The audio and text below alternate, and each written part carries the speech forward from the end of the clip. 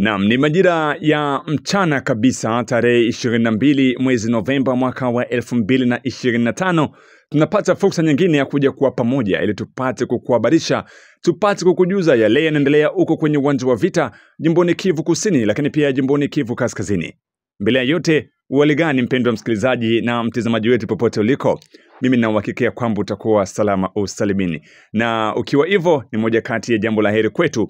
Na bila shaka tunakukaribisha tena katika habari zetu za mchana wa leo ili upate kufahamu yale yanaendelea huko mashariki mwa nchi ya Jamhuri ya Demokrasia ya Kongo, ambako hali inaendelea kubadilika kila saa na kila sekunde. Lakini ili uendelee kupata habari hizi kila mara, na kusitu kuweza kusubscribe channel hii, kucomment na pia kusubscribe na kusambaza kwa walio wengi zaidi, ili naendelee kuzipata kama utakavyokuwa unazipata wewe. Fahamu ya kwamba naendelea kutoa habari za ukweli na za uhakika kutoka kwenye vyanzo vyenye kuaminika huko jimboni Kivu Kusini, lakini pia jimboni Kivu Kaskazini kwenye mstari wa mapambano. Hii ni Amani TV Media na mimi ni mtangazaji wako Ramsey Ramadhani. Kwa nami mchana wa leo.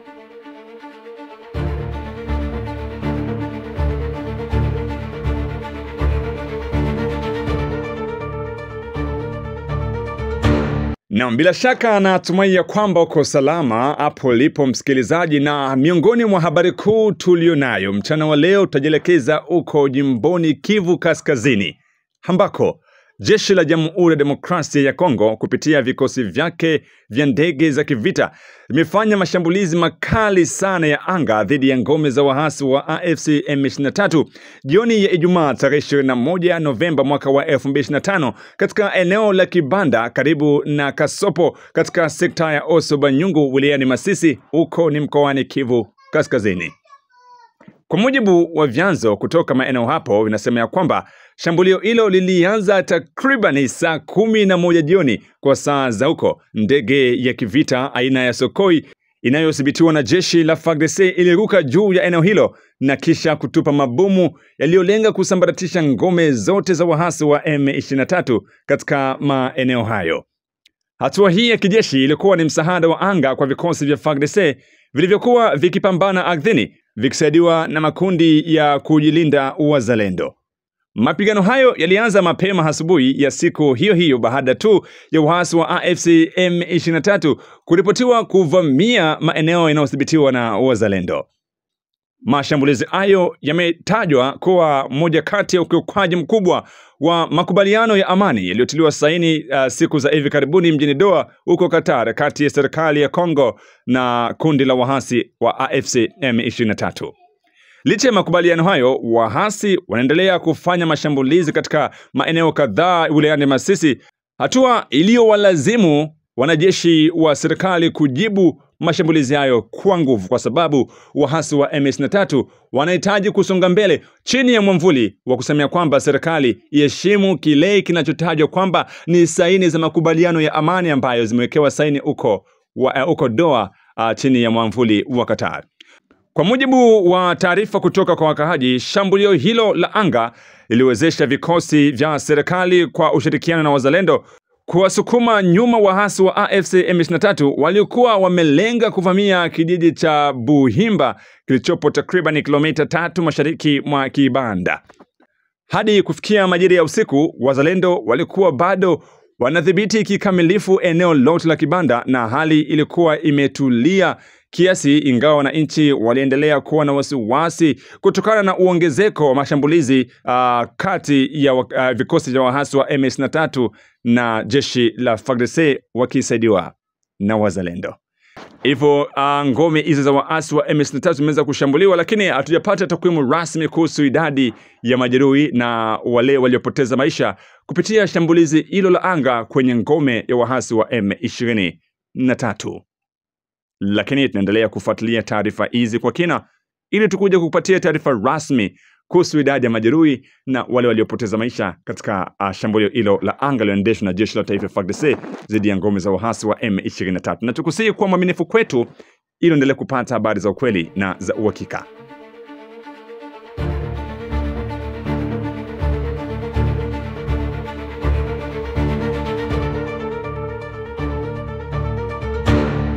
Na tukisalia tu uko jimboni Kivu Kaskazini kwenye uwanja wa vita, ni kwamba Mapigano kati ya waasi wa AFC M23 na majeshi ya serikali yakisaidiwa na vikundi vya kujilinda wazalendo yameibuka tena asubuhi ya leo tarehe 22 Jumamosi Novemba mwaka wa 2025 katika maeneo ya Kibanda na Bitoi yaliyoko katika sekta ya Osobanyungu wilayani Masisi mkoani Kivu Kaskazini.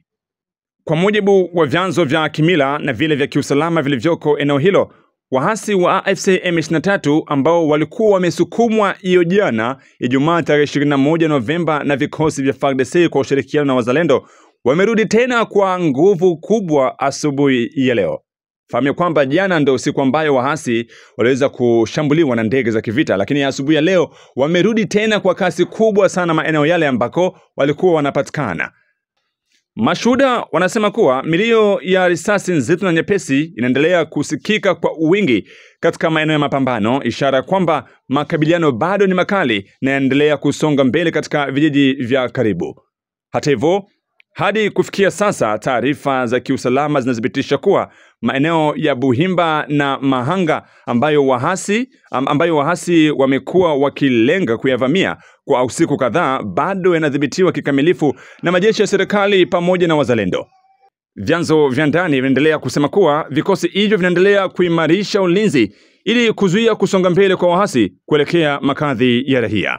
Wakaaji wa maeneo ya karibu wanaripoti kuwa hali bado ni ya wasiwasi mkubwa, huku baadhi ya familia zikiendelea kutafuta hifadhi katika vijiji jirani ili kuepuka uwezekano wa kutekwa katika mapambano yanaendelea kati ya wahasi na vikosi vya wazalendo wakiwa nyuma ya jeshi la taifa FARDC. Tunaendelea kufuatilia kwa ukaribu maendeleo haya ya kiusalama katika tarafani Masisi na maeneo mengine jirani ili tukuje kuletea taarifa mpya mara tu tutakapozipata, na kusihi tu kwa mwaminifu kwetu na utaendelea kupata taarifa za ukweli na za uhakika.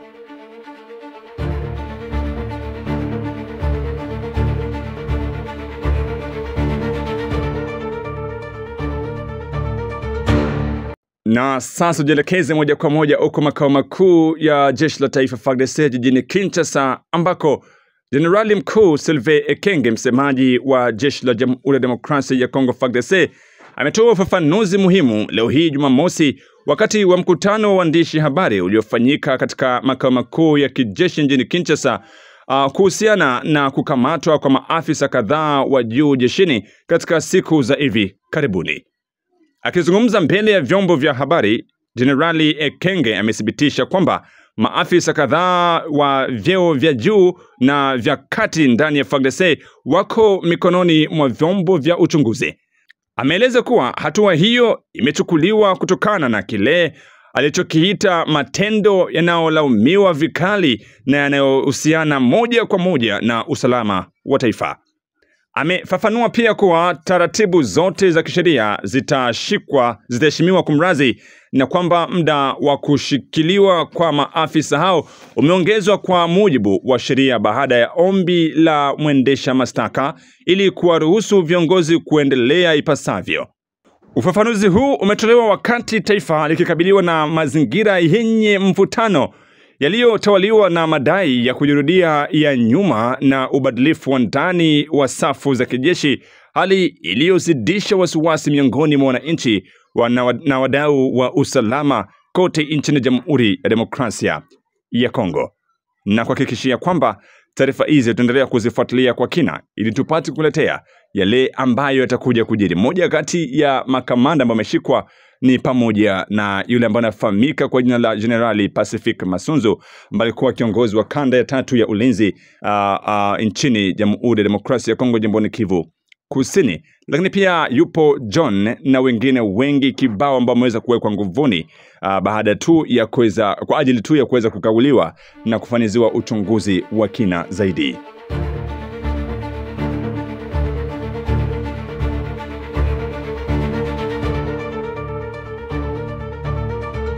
Tukisalia tu hapo Kinshasa, ni kwamba makao makuu ya jeshi la FARDC yamelaani asubuhi ya leo kupitia mkutano wa waandishi habari kuendelea kwa mashambulizi ya waasi wa AFC M23 licha ya makubaliano ya hivi karibuni yaliyohusisha pia kufikiwa kwa makubaliano ya kusitisha mapigano mashariki mwa nchi ya Jamhuri ya Demokrasia ya Kongo. Msemaji wa jeshi la serikali Jenerali Mkuu Sylvain Ekenge amesema kuwa muungano wa wahasi wa AFC M23 unaendeleza uvamizi katika maeneo yanayodhibitiwa na jeshi kila siku, hatua ambayo anasema ni ukiukwaji wa wazi kabisa wa makubaliano ya kusitisha mapigano ambayo yamewekewa saini huko Doha. Akiomba wawezeshaji wa majadiliano kutoka Marekani na Qatar, Jenerali Kenga amesisitiza kuwa ni muhimu kuchukua hatua za haraka kukabiliana na kile alichokiita nia ya upinzani wa kijeshi na wahasi hao. Amesisitiza pia kwamba licha ya kujitoa kwao kwenye mchakato wa amani, FARDC zimechukua na zitaendelea kuhakikisha kuchukua hatua zote muhimu za kijeshi ili kujibu kikamilifu uchokozi wowote kutoka kwa wahasi wa AFC M23. Kauli hii kali ya jeshi inakuja wakati taarifa mpya zinaendelea kuhusu mapigano mapya yaliyotokea ndani ya saa 48 zilizopita katika maeneo ya Masisi na Walikale huko Kivu Kaskazini pamoja na baadhi ya maeneo ya Kivu Kusini. Hii inaibua hofu ya kurejea kwa mapigano kwa kiwango kikubwa zaidi katika maeneo ya mashariki mwa nchi ya Jamhuri ya Demokrasia ya Kongo.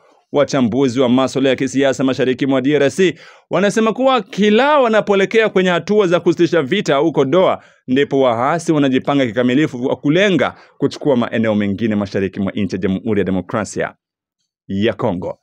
Lakini je, unafikiria nini amani ya nchi ya Jamhuri ya Demokrasia ya Kongo itatoka Doha? Moja kwa moja jelekeze kwenye kipindi cha Sauti ya Mwananchi. Tusikie maoni ya mwananchi yanazungumzia nini kuhusiana na kile ambacho kinaendelea mashariki mwa DRC na kile ambacho kinaendelea huko Doha, ambako baadhi ya wakongomani wanategemea kupata amani kupitia makubaliano ya amani ambayo yanaendelea kutekelezwa huko Doha. Papa, Kongo yetu vita haitaisha juu ya maakoro. Vita itaisha Mkongo kama Mkongomani anajishimama eko mwenye atakuwa iko ku presidency. Mkongomani mwenye iko ku presidency akisema anasema mbia maakoro sitaki, nataka tu Mnyarwanda atoke Mkongo. Njo vita itaisha Mkongo. Lakini kama kungali kusinye maakoro, ingali tu ni kupanda shuka na miaka ikwe naenda. Njo pale tuko tunasema wakongomani wafungue akili, kama Wanyarwanda walisha watia emo ile sumu ya kubahonga pesa. Yeyote mwenye angeshimama se adeklare juu ya inchi, anahongwa pesa na mambo yanaishia pale. Kongo yetu inaenda. Hatujue tutafanyaka nini, kama sisi tulikulaka nini mwa hiyo inchi ya Kongo sijui. Jambo wana mtangazaji. Amani TV tunakupata hapa kwa kuwa sisi ni wazalendo wa patrioti na tunafuatilia sana TV zetu za huko kwetu. Kuna kipindi ambacho umekianzisha ni kizuri sana cha maoni ya wananchi. Tujue kwamba vita ambayo inapiganwa pale sio vita ambavyo tunaona sisi kwa sisi watu weusi ndio tunapigana. Sisi watu weusi tunatumikishwa. Hilo hapo ni la kwanza. Halafu cha pili, tusiende mbali, sijui magrupa wa wazalendo. Sawa, kila watu kuwa na grupe lao sio mubaya. Lakini sasa wanaovuruga wazalendo ni serikali ya Kongo. Pili, umeona Felix amezungukwa na AFC M23, wale wote waliofanya kazi na Kanambe. Bado wapo kwenye parlema ya Kongo, wapo kwenye bunge ile ya Kongo hii. FARDC wa China wana makosa. Wale wana hamu ya kupigana kutetea nchi.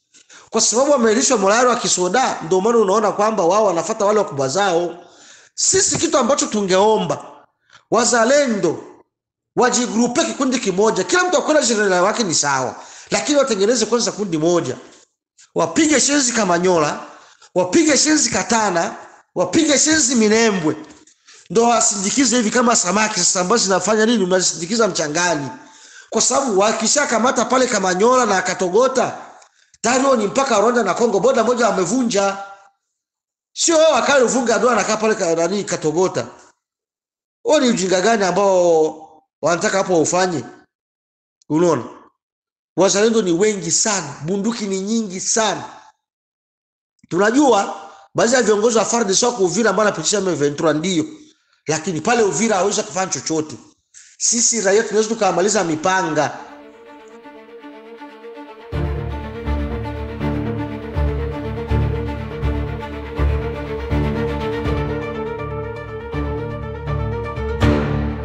Na mpaka hapo mimi sina la ziada. Ulikuwa nami Ramsey Ramadhani kupitia chaneli yetu ya Amani TV Media. Kazi ni moja, ili endelee kuwa nasi, ili endelee kutupata moja kwa moja, na kusubscribe channel hii, kucomment, lakini pia kushare. Usisahau ya kwamba Maoni ya Mwananchi ni kipindi ambacho kinakujia kwa lengo la kuweza kupatia fursa ya kuweza kuzungumza yale unahisi ya kwamba yanaweza kujenga na wala si yale ya kubomoa. Kwa hiyo unaweza kujiunga nasi pia kupitia namba ambazo unaziona kwenye video, ili utupatie maoni yako ni yapi na unapendekeza kitu gani kwa ufumbuzi wa hali ya usalama mashariki mwa nchi ya Jamhuri ya Demokrasia ya Kongo, kwa sababu amani inatafutwa na watu wote, na pia unaweza kuwa mmoja kati ya watu.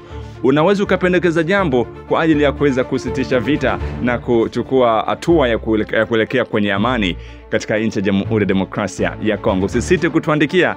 Hatuchagui mtu wala hatubagui rangi ya mtu. Asante na kutakia mchana na jioni njema. Bye bye.